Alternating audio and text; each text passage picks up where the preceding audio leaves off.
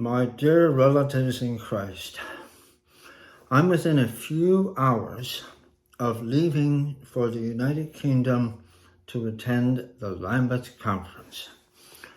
I think that most of you are aware that Karen and I decided to leave a little bit early so that we can have some long overdue time together.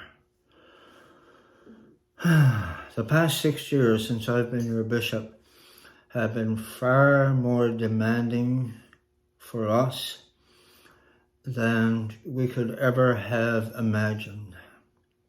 So we're really looking forward to just being together.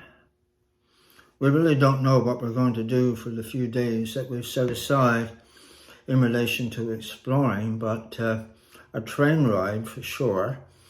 Maybe a visit to the White Cliffs of Dover. And my grandfather trained on the HMS Victory, which is the flagship of the British Navy, upon which Lord Nelson died during the Battle of Trafalgar. So it'd be kind of neat to see that. And depending on travel restrictions, we've even been exploring the possibility of a train trip to a town called Haarlem, which is just outside Amsterdam. Reason being is that's the place where my mother was born. It depends on how Europe is right now and travel restrictions and COVID protocols and whatnot. But what's important for us is to just be together. We're really looking forward to it. So I'll pretty much be offline until Lambeth Conference starts. And when we get started, I'll be sending updates back to the diocese. Lambeth itself runs from 26th of July to the 8th of August.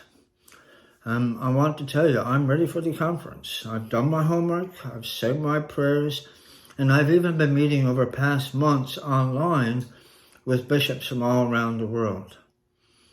So let me share a concern that I have with you in relation to Lambeth. One of many, but this one relates to us. I need to answer a question. Lambeth Conference is indeed a vital thing. So how do we connect the conference with the everyday life and understandings of the people and the congregations in our diocese? I've produced 3 videos over the past few weeks to provide some in-depth information about Lambeth. They're available for you online, and I'll have the links for you at the end of this video. I'm asking you to consider this.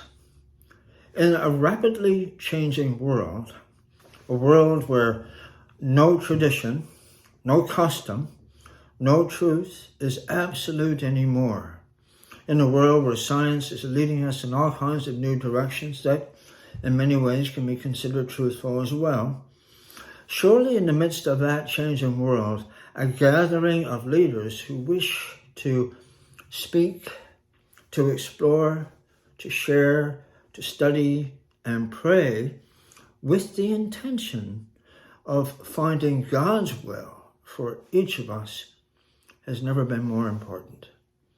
So what I want to say to you is the energy of what we each give and receive at Lambeth, after Lambeth is over, will be taken to every corner of the world. And I'll be bringing that back to our diocese. I think that's hopeful and exciting. So I remind you, bishops don't just go to Lambeth. Bishops are equipped and sent by their diocese and their people. Lambeth is not a vocation, it's not a privilege, it's hard work, and it's a heavy responsibility. Lambeth is a holy council of the church and an outward sign of followers of Jesus that acknowledge our brokenness and our sin and humbly seek God's will. So friends, I want to say thank you for the honor. I will do the best that I can. as your ambassador and as an ambassador of Jesus while I am at Lambeth Conference. And friends, I'm asking you to pray for the conference, for me and Karen, for all the bishops, every day until we return safely home to you.